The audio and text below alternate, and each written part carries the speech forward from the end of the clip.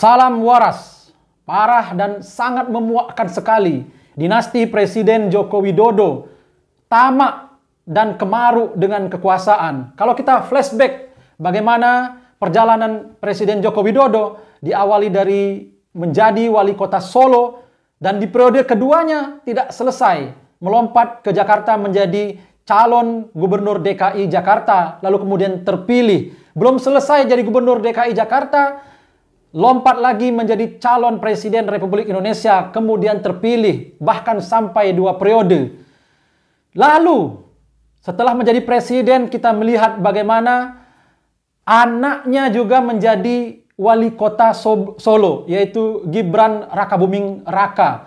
Dan lebih miris sekali bagaimana Mahkamah Konstitusi, yang ketua Mahkamah Konstitusinya adalah ipar Joko Widodo dan paman dari Gibran Rakabuming Raka, dan beberapa hari yang lalu memutuskan gugatan dengan adanya klausul syarat calon presiden dan calon wakil presiden, yaitu berpengalaman menjadi kepala daerah. Dan tentu semua orang tahu kemana arah daripada keputusan Hakim Mahkamah Konstitusi Anwar Usman dan beberapa hakim yang lainnya yang memutuskan seperti itu.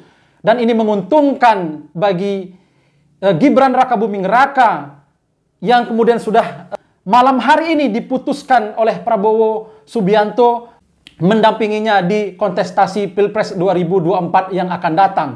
Semua bisa menyimpulkan luar biasa, terkonfirmasi dugaan-dugaan selama ini terkait dengan kejanggalan putusan MK, dan akhirnya malam hari ini terkonfirmasi Prabowo Subianto sudah mengumumkan Gibran Rakabuming Raka menjadi pendampingnya. Kemudian ada menantunya, Bobi Nasution, juga menjadi wali kota Medan. Lalu berikutnya ada Kaesang Pangarep yang menjadi ketua umum partai politik, yaitu PSI.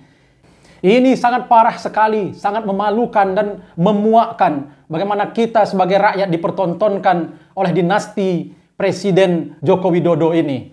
Dan kita berharap pemilu yang akan datang, pemilu di tahun 2024, dan saya juga menantang kepada kandidat presiden di Pilpres 2024 yang akan datang, berjanji untuk tidak membangun dinasti kekuasaan, untuk tidak mencalonkan anaknya sebagai kepala daerah ataupun menantunya sebagai kepala daerah, dan membangun dinasti-dinasti politik, dinasti-dinasti kekuasaan yang lainnya.